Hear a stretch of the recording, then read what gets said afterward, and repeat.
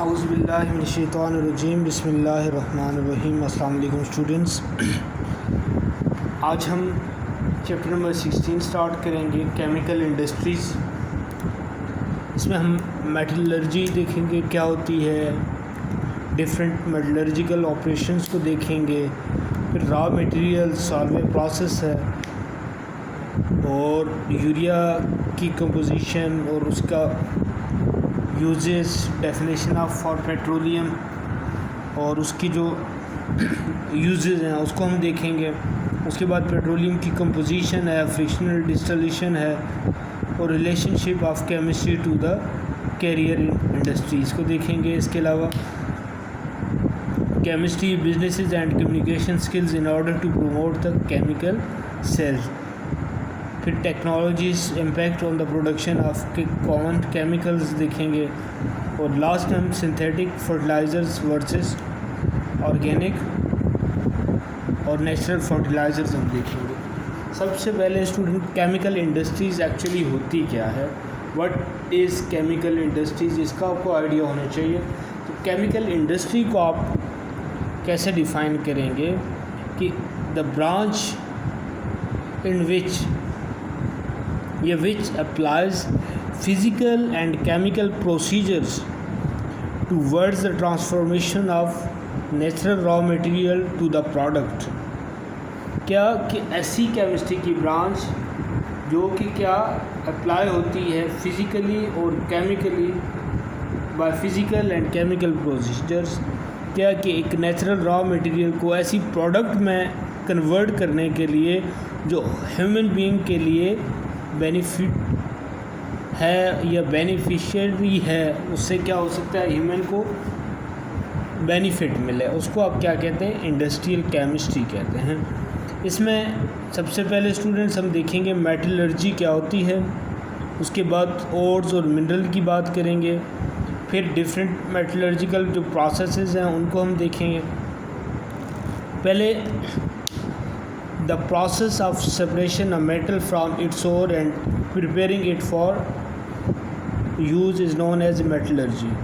Student, जब भी आप ग्राउंड से मेटल की एक्सट्रैक्शन करते हैं तो याद रखिएगा वो प्योर फॉर्म में नहीं होते, इसी हालत में नहीं होते जो रिफाइंड होने के बाद आपके पास मार्केट में आते हैं, बल्कि क्या होता है कि उसके साथ कुछ इम्प्योरिटीज़ होती हैं, कुछ रॉक्स के टुकड़े होते हैं, कुछ डिफरेंट उसमें इम्प्योरिटीज़ आ जाती हैं, डिफरेंट रॉक्स आ जाते हैं। फिर वहाँ से एक्सट्रैक्शन के बाद क्या किया जाता है, डिफरेंट प्रोसेस अप्लाई करके उसको साफ़ किया जाता है। ये प्रोसेस आपके पास क्या कहलाता है, मेटलर्जी कहलाता है। इसमें स्टूडेंट्स मेन प्रोसेस है आपकी क्रशिंग, ग्राइंडिंग, पल्वराइजेशन है, उसके बाद कंसंट्रेशन ऑफ ओर है, एक्सट्रैक्शन ऑफ मेटल है और रिफाइनिंग ऑफ मेटल है।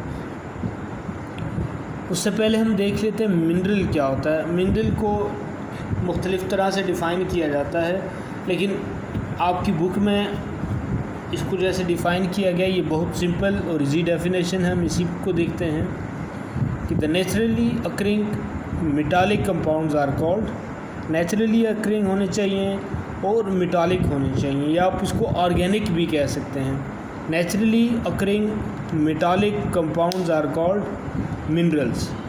अब minerals such as sand, rocks and clay attached with the minerals are called as gangue. अब मिनरल्स के साथ क्या डिफरेंट, जब आप एक्सट्रैक्ट करेंगे या आपको कोई मिनरल मिलता है तो वो अकेले नहीं बल्कि उसके साथ रॉक फ्रेगमेंट हो सकता है, कोई सैंड पार्टिकल हो, क्ले पार्टिकल हो, उनको आप क्या कहते हैं, गैंग कहते हैं। उसके बाद दूसरी इंपॉर्टेंट बात है स्टूडेंट ओर्स की, कि ओर्स क्या होते हैं आपके पास। और एक्चुअली क्या है, solid deposit that contain a sufficiently high percentage of mineral to make extraction of metal economically feasible. और आपके पास क्या है, वो सॉलिड डिपॉजिट है जिसके अंदर सॉलिड डिपॉजिट जिसके अंदर मेटल की या मिनरल की एक स्पेसिफिक अमाउंट हो और उसको आप एक्सट्रैक्ट कर सकते हैं और इकोनॉमिकली वो आपके लिए फिजिबल है। इसको आप क्या कहते हैं, और कहते हैं। अब हम देखते हैं डिफरेंट मेटल्स हैं, उनके कुछ ओर्स हैं और उनके फार्मूला हम देखेंगे। सबसे पहले आयरन के स्टूडेंट्स हैं। आयरन के आपके पास दो और हैं, हेमाटाइट और magnetite, Fe2O3 and Fe3O4।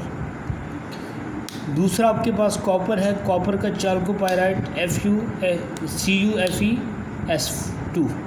Aluminium का बॉक्साइट है Al2O3.H2O। उसके बाद सोडियम का हैलाइट NaCl, लेड का गैलिना PbS, जिंक का जिंक ब्लेड ZnS, मरकरी का सिनाबार HgS, क्रोमियम का क्रोमाइट FeO.Cr2O3, टिन का कैल्सिराइट है SnO2 और सिलिकॉन का आपके पास क्या है, सिलिका SiO2 है। अब हम स्टूडेंट्स डिफरेंट मेटलर्जिकल प्रोसेसेस को देखेंगे। सबसे पहले क्रेशिंग था, ग्राइंडिंग है कि सबसे पहले आप उसको क्या जो भी आप एक्सट्रैक्ट करेंगे और उसकी आप क्या करेंगे, क्रशिंग करेंगे, उसको क्रश करेंगे। दूसरा प्रोसेस उसकी ग्राइंडिंग है। ग्राइंडिंग करके जो आपके पास और है उसको आप किस में पाउडर फॉर्म में कन्वर्ट कर देते हैं और उससे क्या मिनरल को आप जो आपके पास गैंग बनता है उससे आप क्या कर लेते हैं, फिज़िकली उसको अलग कर लेते हैं। इस प्रोसेस को आप कंसंट्रेशन कहते हैं। अब some of these methods are also follows. इसके लिए कुछ मेथड्स हैं जो आप फॉलो करते हैं, उनको हम देखते हैं स्टूडेंट्स, विच आर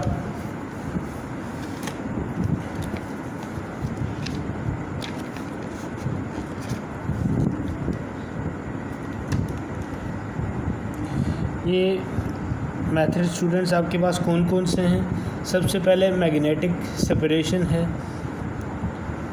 इसमें क्या कि वो जिनकी मैग्नेटिक प्रॉपर्टीज़ होती हैं उनके लिए क्या होता है कि फॉर मैग्नेटिक और अब magnet is use to remove mineral leaving the gangue behind.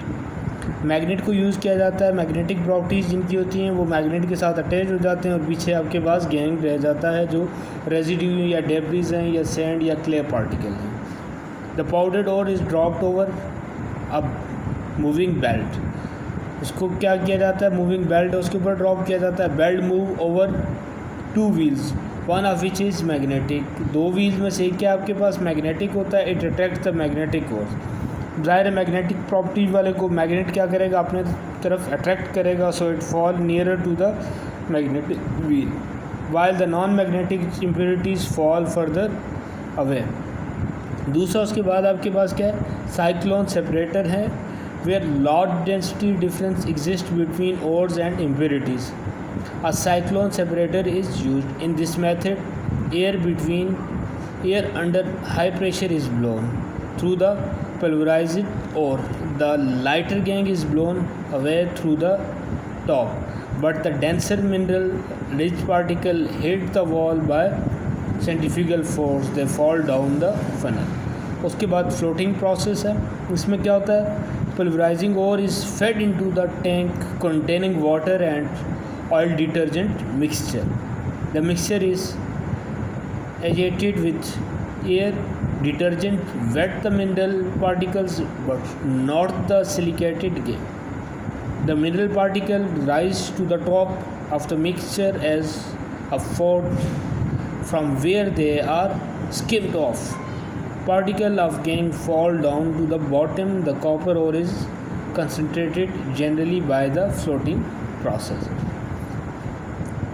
उसके बाद है एक्सट्रैक्शन ऑफ मेटल। मेटल की एक्सट्रैक्शन कैसे की जाती है, after the mining have been feet of gangue and concentration it is pass through the some chemical processes to extract metal.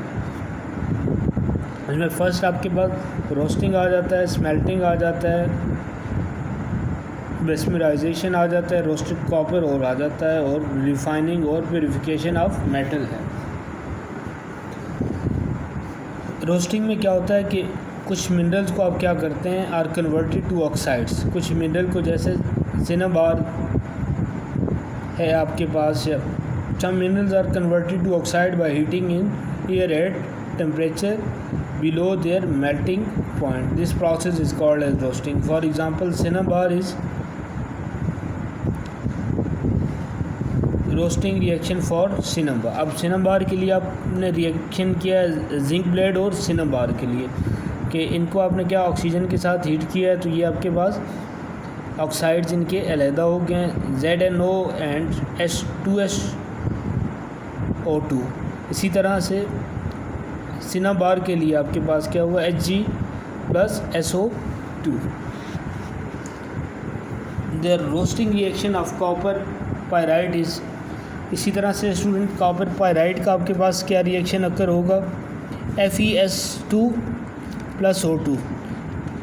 या इसको जब आप हीट करेंगे तो ये क्या आपको देगा,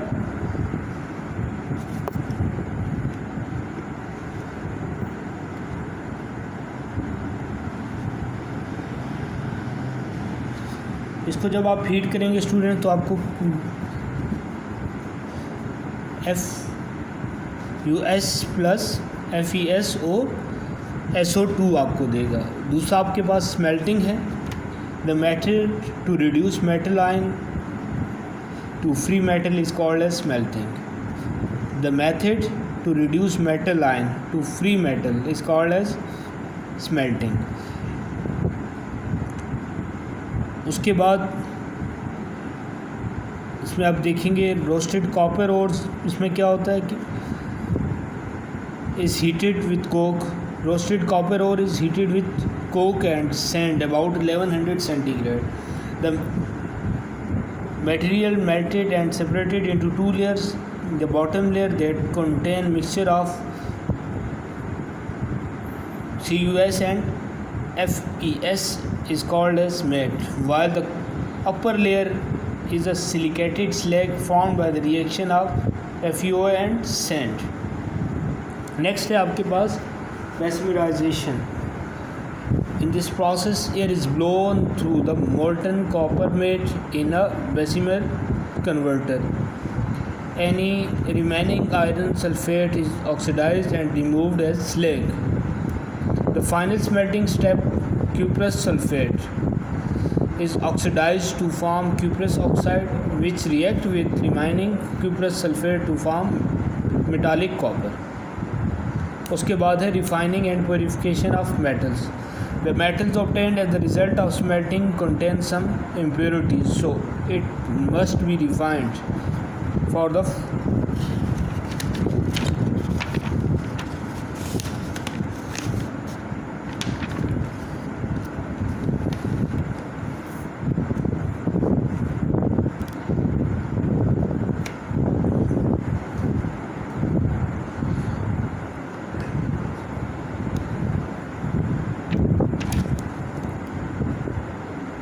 नेक्स्ट स्टूडेंट आपके पास इलेक्ट्रो रिफाइनिंग। इसमें क्या होता है कि an electrolytic cell is used in electro refining in which impure metal act as anode and a sample of pure metal act as cathode. For example, electrolytic refining of copper is carried out in an electrolytic tank containing acidified copper sulfate solution as an electrode. होता क्या है इसमें, on passing electric current through solution impure copper dissolves forming copper ion. Copper ions gain electron at cathode and form copper atom which are deposited on cathode. In this way pure copper is collected at cathode. The impurities like AU and G fall off the anode as an anode mud. Anode और cathode के reaction आप देख सकते हैं। उसके बाद distillation है। इसमें स्टूडेंट्स क्या होती है, सबसे पहले माइनिंग है, फिर क्रशिंग ग्राइंडिंग है, उसके बाद कंसंट्रेशन मैग्नेटिक्स सेपरेटर के थ्रू हो सकती है, साइक्लोन सेपरेटर के थ्रू हो सकती है या फ्लोटेशन के थ्रू। उसके बाद रोस्टिंग है, फिर स्मेल्टिंग है, फिर रिफाइनिंग सिंपल है या इलेक्ट्रो रिफाइनिंग है या डिस्टॉलेशन है, और उसके बाद प्योर आपको मेटल ऑब्टेन हो जाता है। नेक्स्ट स्टूडेंट आपके पास Solvay ammonia process. This is very important regarding exam point of view. इसमें आप क्या देखते हैं स्टूडेंट्स, सबसे पहले आपको सोडियम कार्बोनेट या सोडा ऐश का पता होना चाहिए। सोडियम कार्बोनेट का फॉर्मूला आपके पास Na2CO3 होता है। इसको सोडियम कार्बोनेट या सोडा ऐश भी कहा जाता है। ये आपके पास क्या एक केमिकल है जो इंडस्ट्री में यूज़ होता है, और इसको हम किस लिए यूज़ करते हैं? ग्लास, सोप, डिटर्जेंट्स, पेपर और बहुत सारी दूसरी चीज़ें बनाने के लिए। Sodium carbonate is manufactured in continuous process. अब ये सॉल्व अमोनिया प्रोसेस हम एक्चुअली सोडियम कार्बोनेट या सोडा ऐश बनाने के लिए इस्तेमाल करते हैं, और it is a continuous process. ये स्टॉप नहीं होगा, एक कॉन्टीन्यूटी के साथ रन करेगा। कमर्शियली सोडियम कार्बोनेट जो है is manufactured in a continuous process. इसमें क्या होता है? सबसे अमोनिया है, ब्राइन है। अब ब्राइन आपके पास क्या है? Concentrated sodium chloride solution NaCl का सोल्यूशन है। और थर्ड आपके पास क्या है? Limestone, calcium hydroxide, slaked lime या लाइमस्टोन। इसको हम किस लिए यूज़ करते हैं? As a source of carbon dioxide और स्लेक्ट लाइम। अच्छा, इसमें बेसिक रिएक्शन क्या होते हैं? सबसे पहले आप क्या करते हैं? अमोनियल ब्राइन प्रिपेयर करते हैं, उसके बाद कार्बोनेशन होती है, फिल्ट्रेशन होती है, कैल्सिनेशन होती है। पहले हम देखते हैं preparation of ammoniacal brine. Ammoniacal brine is prepared by passing ammonia gas in brine. Ammonia gas को आप क्या करते हैं? By dissolving ammonia gas in, आप अमोनिया गैस को ब्राइन में डिज़ोल्व करते हैं। अब ब्राइन आपके पास क्या है? कंसनट्रेटेड सोडियम क्लोराइड का सोल्यूशन यानी NaCl है। Ammonia brine is fed into carbonating tower. उसको फिर आप क्या करते हैं? कार्बोनेटिंग टावर में डाल देते हैं, फेड करते हैं। दूसरा कार्बोनेशन है। अब कार्बोनेटिंग टावर में क्या करते हैं? आप कार्बन डाइऑक्साइड को पास करते हैं उसी अमोनियल ब्राइन से, और वहाँ पर क्या रिएक्शन होता है? Carbon dioxide plus ammonia plus water gives us NH4 HCO3। अब यहाँ पर कार्बोनेशन के बाद क्या होगा? बेकिंग सोडा जो आपके पास बनता है NH4CO NaHCO3 बनता है। Lower compartment of carbonating tower, the temperature of mixture is lowered to 15 centigrade. At this temperature sodium hydrogen carbonated precipitate out होती है। उसके बाद इसकी फिल्ट्रेशन होती है। Sodium hydrogen carbonate is separate from milky solution by filtration. It is used as baking soda. ऊपर student आपके पास NH4 HCO3 ammonium hydrogen carbonate बना था। इसके बाद दोबारा इसको आप सोडियम क्लोराइड के साथ करते हैं 15 सेंटीग्रेड पर, तो सोडियम हाइड्रोजन कार्बोनेट बनता है, जिसको आप बेकिंग सोडा भी कहते हैं। उसके बाद कैल्सिनेशन है। Sodium hydrogen carbonate is heated to get sodium carbonate. दोबारा इसको हीट किया जाता है तो सोडियम कार्बोनेट, कार्बन डाइऑक्साइड और वाटर आपको मिलते हैं। इसमें सोडियम हाइड्रोजन कार्बोनेट को हीट किया जाता है। Carbon dioxide release is recycle in this process.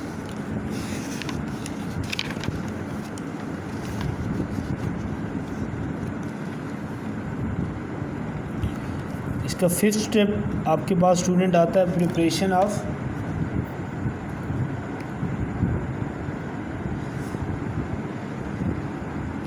Of carbon dioxide and slaked lime. Limestone को आप जब केलन में हीट करते हैं तो कार्बन ऑक्साइड और कार्बन डाइऑक्साइड बनते हैं। Carbon dioxide is fed into the carbonating tower from the top. Equal amount of lime CaO and water are mix to produce slaked lime. इनको मिक्स किया जाता है लाइम और वाटर को, तो ये आपके पास स्लेक्ट लाइम CaOH2, ये आपके पास स्लेक्ट लाइम है। Slaked lime is pumped into the ammonia recovery tower. उसके बाद है recovery of ammonia. Solution containing ammonium chloride produced. in the concentration tower is heated with slaked lime.